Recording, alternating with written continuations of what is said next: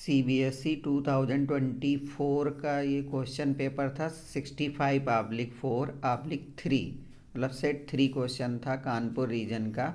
Question number 1 था if A vector and B vector are two vectors such that mod A vector equal to 1 mod B vector equal to 2 and A vector dot B vector equal to √3 then the angle between 2a vector and minus B vector is. चलिए शुरू करते हैं। हमें mod A vector दिया गया है 1, mod B vector दिया गया है 2 और A vector dot B vector equal to √3 दिया है। तो हम लोग cos theta equal to A vector dot B vector upon mod A vector mod B apply कर सकते हैं। तो ए डॉट बी √3 है और मॉड ए 1 है इंटू मॉड बी 2 है, तो ये आ गया √3/2। तो कास के कितने डिग्री की वैल्यू √3/2 होती है? तो कास 30 डिग्री की वैल्यू √3/2 होती है। तो यहाँ पर थीटा हो गया कितना? 30 डिग्री। अब हमें एंगल बिटवीन निकालना था। Angle between 2a vector and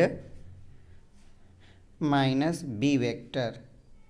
तो हम ये दो तरीके से निकाल सकते हैं। देखिए हमें क्या दिया गया था कि ए वेक्टर दिया गया था और बी वेक्टर दिया गया था, उसके बीच का एंगल निकल के आया कितना?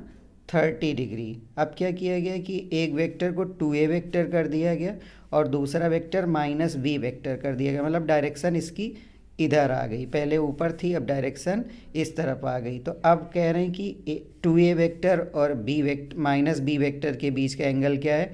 तो ये वेक्टर पूरा 180 डिग्री हुआ, इसको माइनस किया 180 से 30 डिग्री, तो ये 150 आया और 150 इंटू पाई अपान 180 किया तो ये कितना आया?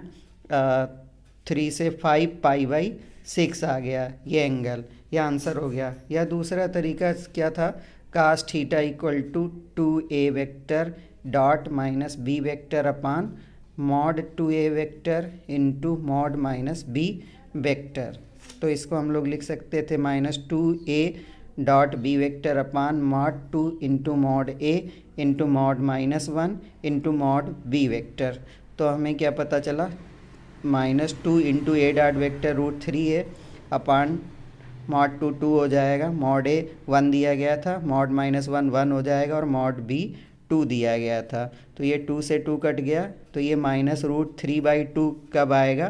कास थीटा की वैल्यू -√3/2 तब आएगा जब ये 150 डिग्री होगा, मतलब 5 पाई/6 होगा। Thank you.